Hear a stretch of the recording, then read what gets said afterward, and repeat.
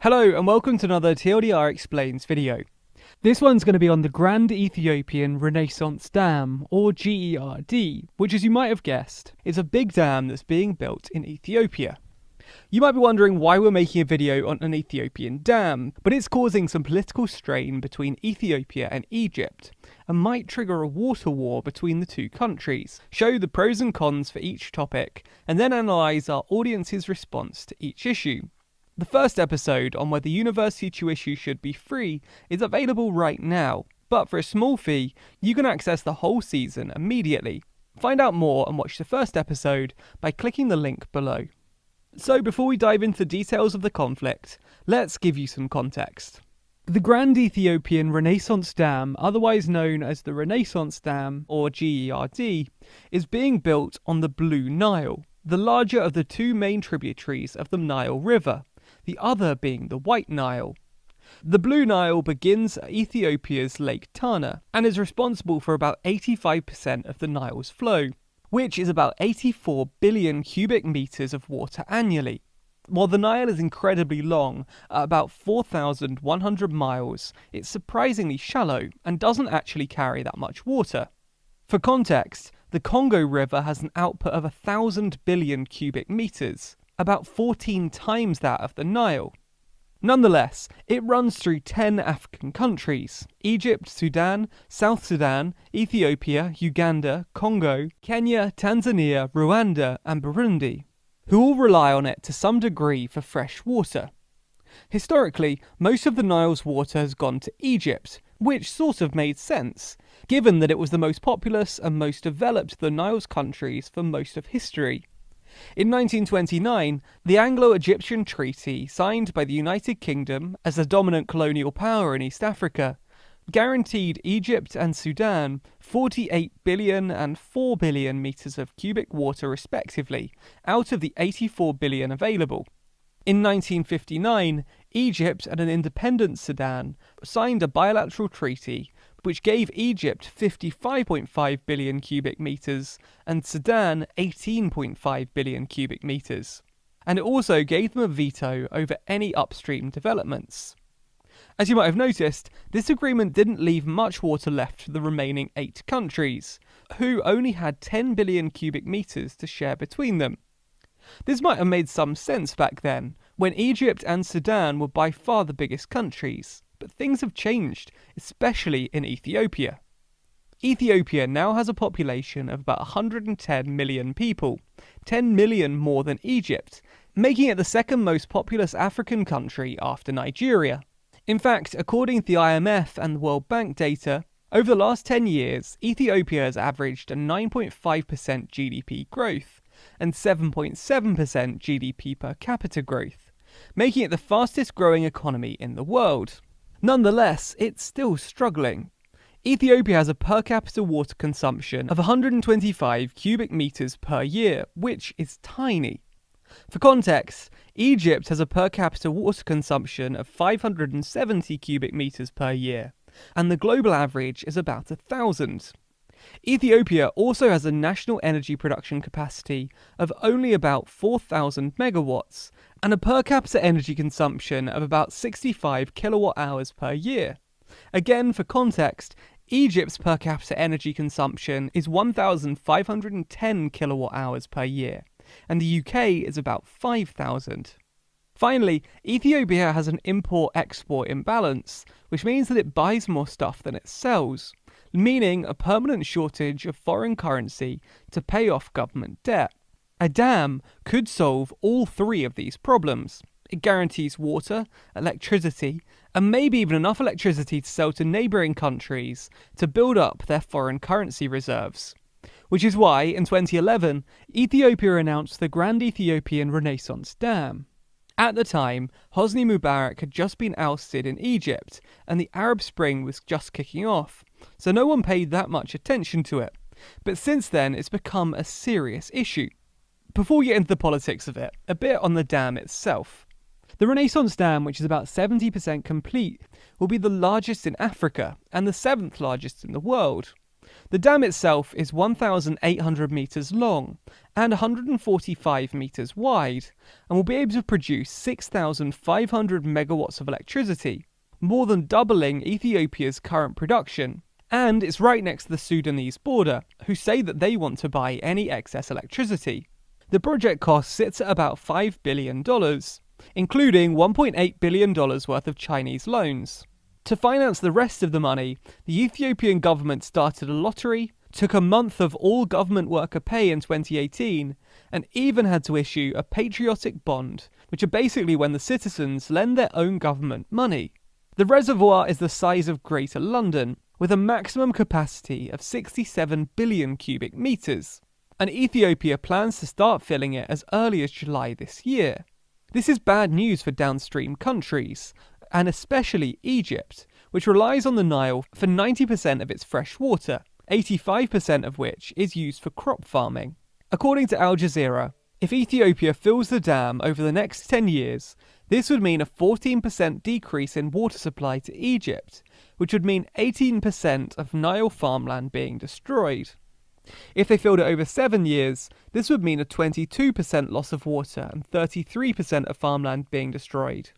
If they filled it in just 5, this would mean a 36% loss of water and 50% of Nile farmland being destroyed. So you can see why Egypt are resistant to the plan. It's worth saying here that Egyptian farming uses a very inefficient method of surface irrigation, which, according to an MIT study, causes high water losses, decline in land productivity, and salinity problems. So this destruction of farmland isn't necessary, but it is likely. Anyway, you can see the issue here. Egypt relies heavily on the Nile for fresh water, and when Ethiopia starts filling its reservoir, this will put strain on Egypt's supply.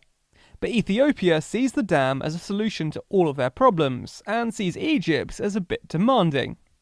This has been a problem waiting to happen for years now. Obviously, the 1959 agreement, which gave Egypt and Sudan basically all of the water, was clearly unfair.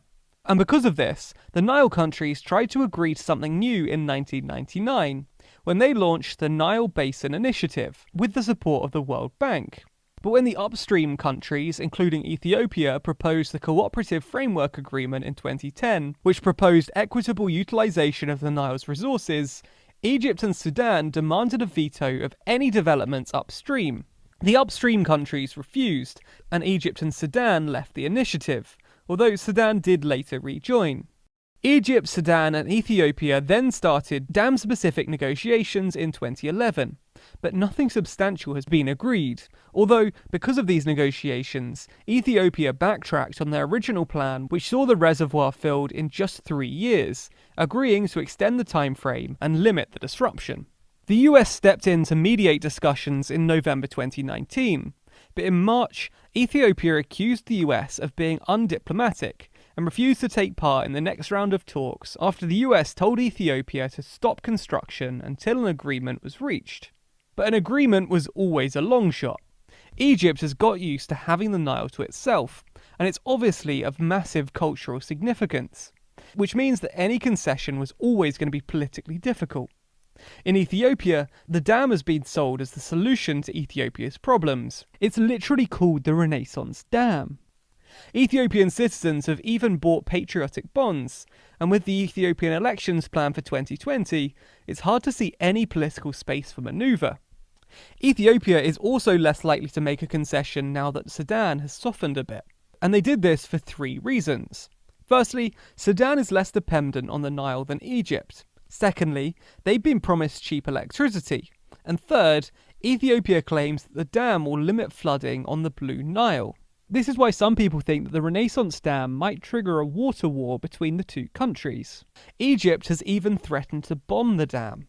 And in response in October, Ethiopia's Prime Minister said no force can stop Ethiopia from building a dam. If there's need to go to war, we could get millions readied. Which was a bit ironic, considering that the Prime Minister had just won the Nobel Peace Prize for resolving the 20-year Eritrean-Ethiopian border conflict literally days earlier. So that's why Egypt and Ethiopia might be starting a water war. There are other cases like this. India and Pakistan have been fighting over the Indus River for years, and China built a dam upstream of the Mekong River, which flows through Myanmar, Thailand, Cambodia, and Vietnam. And ultimately, the use of dams and the disruption they cause is an under-discussed part of the future of hydropower. People often tout hydropower as a potential renewable baseload energy source to provide constant electricity when other less reliable renewable sources like solar and wind aren't working. But proponents often forget that there are only so many potential dam sites in the world, and even less politically uncontroversial sites. This sort of problem is only likely to get worse as populations grow and as climate change makes rainfall patterns more erratic.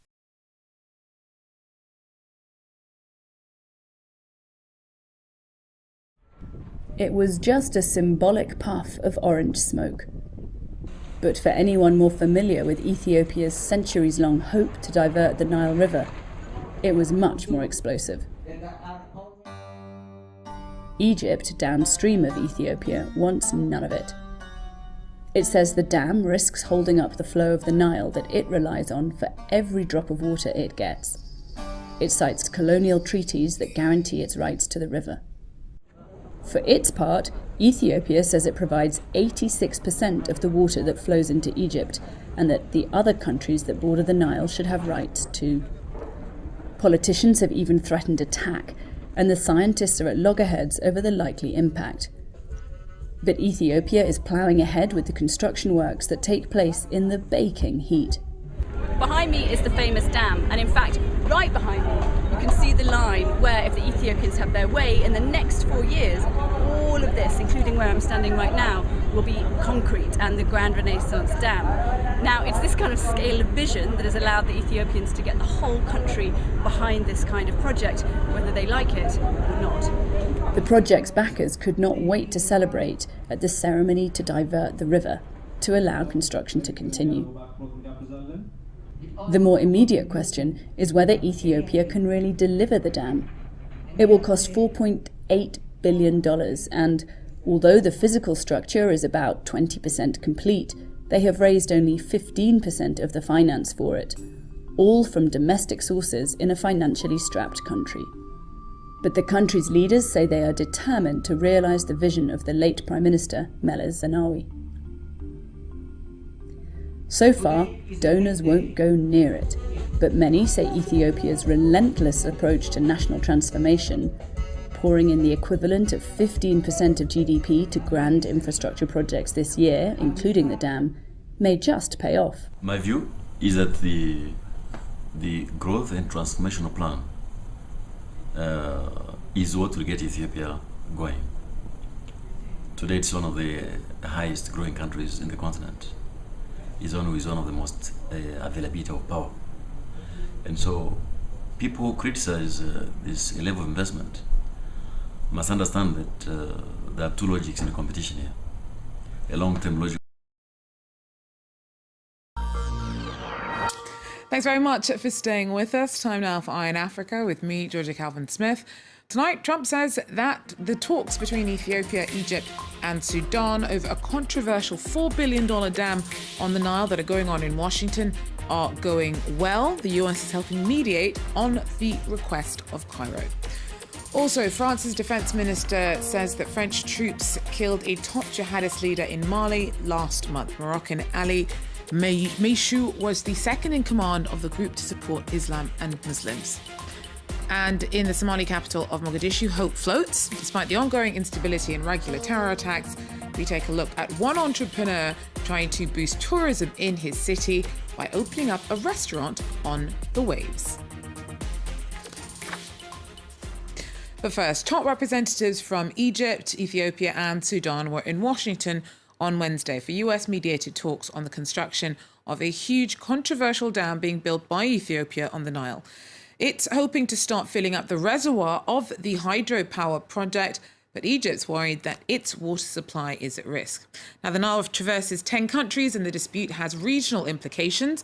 Talks broke down earlier this year, and the new round of negotiations are happening in Washington after Egypt asked US President Trump to help mediate. Now, he met briefly with delegates on Wednesday before the discussions were taken over by the US Treasury Secretary, thus bypassing the State Department that's actually been dealing with the issue since 2011. Nicolas Chemin tells us more. Egypt relies on the Nile for around 90% of its fresh water. The country is worried that the giant Renaissance dam that Ethiopia is building will affect the flow of the longest river in the world. Ethiopia has yet to fill the reservoir behind its dam, and already Egypt is short of water. There is very little Nile water.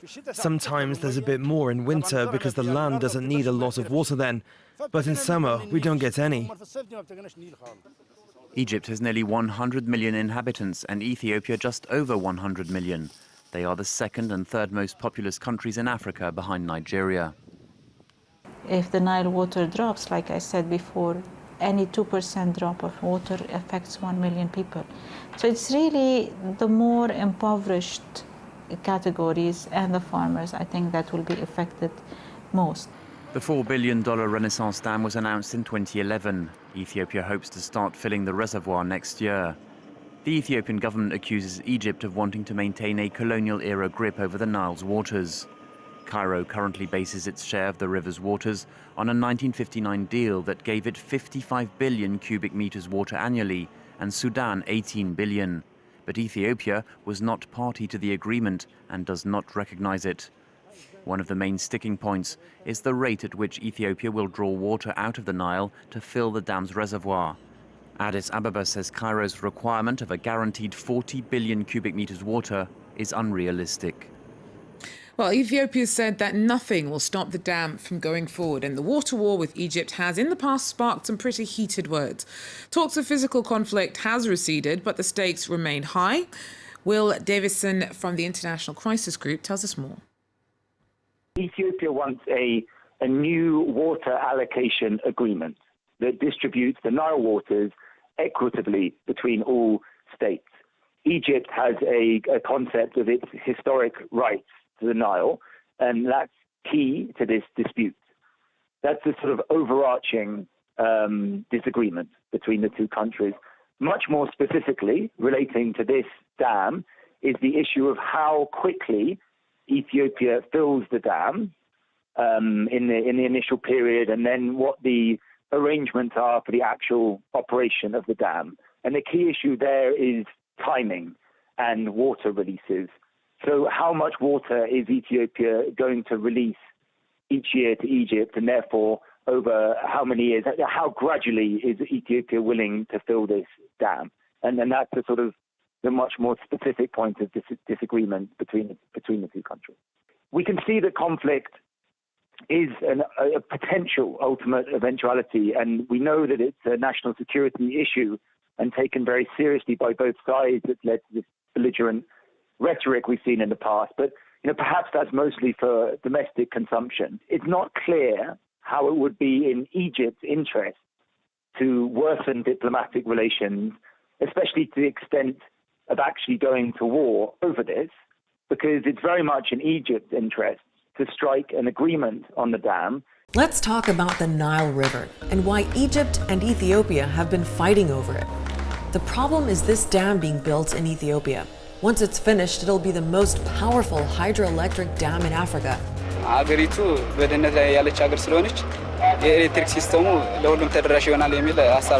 But Egypt says its supply of water is in danger of drying up. After years of talks, they're now saying they're close to signing a deal on how to share the water. But there are lots of details that need to be worked out. So why has it been so hard to end the battle for the Nile?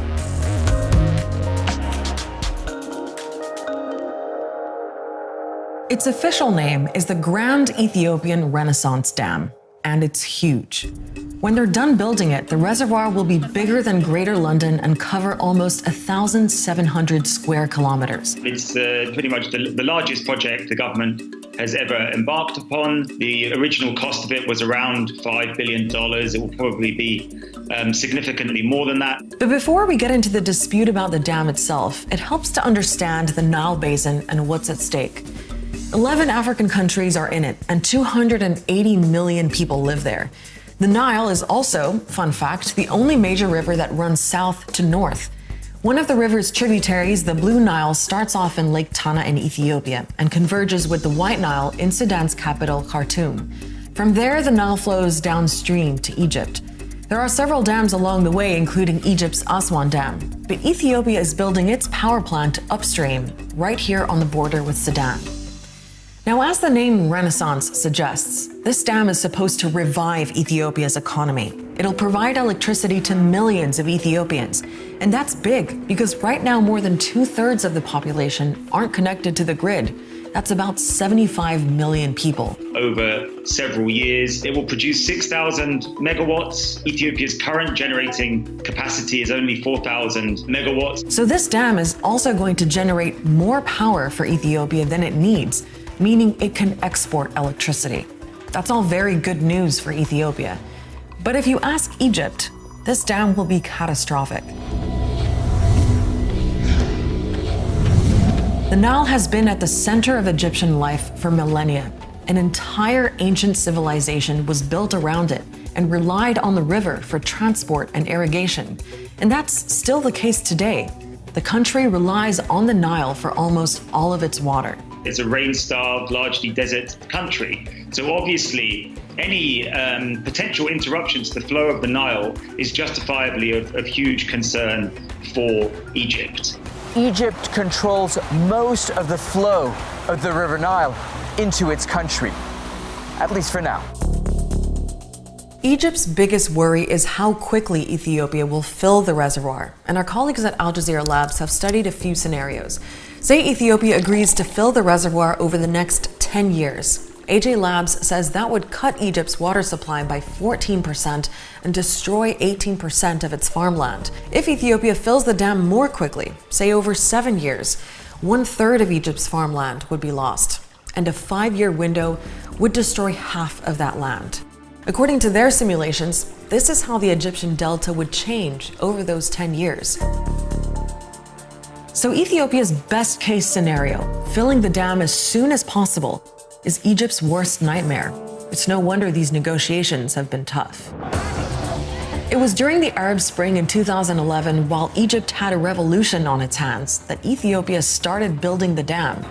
Ever since then, Egyptian leaders have tried to stop the project, and military conflict never seemed far. Last year, Ethiopia accused Egypt of sending rebels to neighboring Eritrea to sabotage the dam, prompting another Nile-sharing country, Sudan, to send its troops to its border.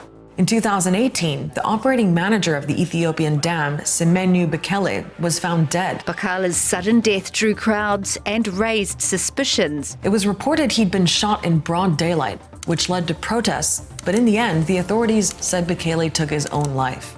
In 2019, Ethiopia's Prime Minister Abiy Ahmed even said no force could stop Ethiopia from building a dam. If there's a need to go to war, we could get millions readied. If some could fire a missile, others could use bombs. This is ultimately an age-old debate about who owns the Nile.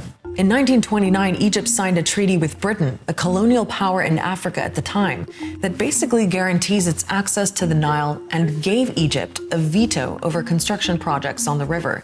But Ethiopia didn't sign that treaty. Then in 1999, all the Nile Basin countries, including Egypt and Ethiopia, signed an agreement on managing water. But that deal was compromised in 2010, when 6 of those countries decided to draw up another treaty. This time, Egypt rejected it because it threatened its historic rights to water. Egypt's concern that if it moves into a new treaty governing the Nile Basin, then it will be left short of water resources, and also its control over the situation will be massively reduced. And as far as Sudan goes, it's sort of caught in the middle. Egypt is Sudan's political ally, but the government supports the Renaissance Dam because it'll be a source of affordable energy and it will help regulate flooding. والنيل الأزرق بالذات متمرد جدا بعد مرات الطوب شايفه ده قبل ما يشيلوه بيكون خلاص غرقوا اليوم. The good news is that Egypt, Ethiopia, and Sudan are in talks with one another. The bad news is that they still haven't answered the tough questions. Questions like, when there's a drought, will Ethiopia consider Egypt's needs? And when is a drought a drought?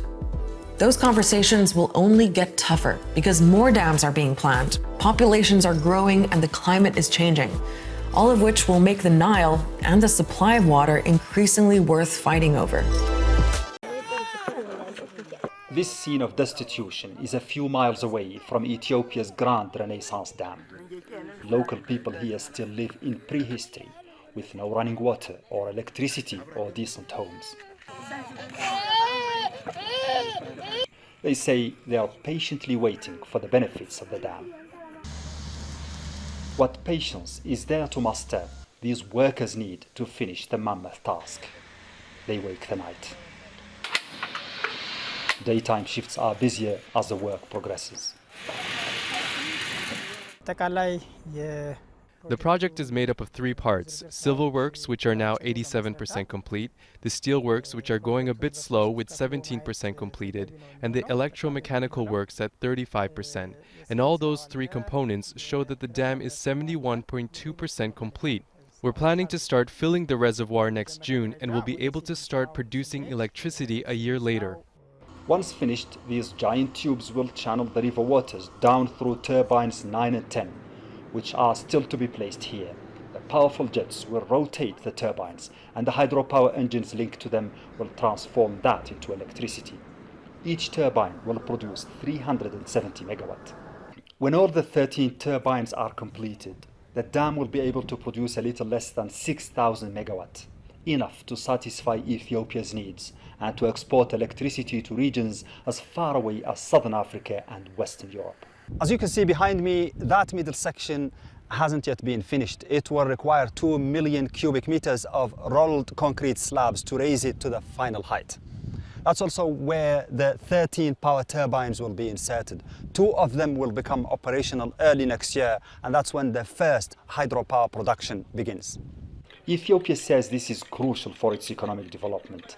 Sudan, the passage country, believes it has nothing to fear, despite warnings by some of its senior experts. But Egypt, the river's historic destination, feels threatened. Since the dawn of time, it had the lion's share of the Blue Nile waters. But the desert country described by Herodotus as the gift of the Nile believes the dam may deprive its population of its most vital resource, especially if Ethiopia insists on filling the 74 billion cubic meter reservoir in 3 years. Egypt has suggested it should take no less than 7 years. As the talks in Washington, D.C. stumble at each round, time is of the essence to both nations. Meanwhile, the historic dam continues to take its final shape. For the legendary river, this is a mighty handle that will control every drop of it for the first time in history. A river that flew freely in the wild for millions of years is from now on forced to squeeze its way through these narrow iron frames of brick and mortar. Its future, and perhaps that of the millions of people on its path, is now set in stone for ages to come. Mohammed Val, Al Jazeera, at the Grand Renaissance Dam, Western Ethiopia.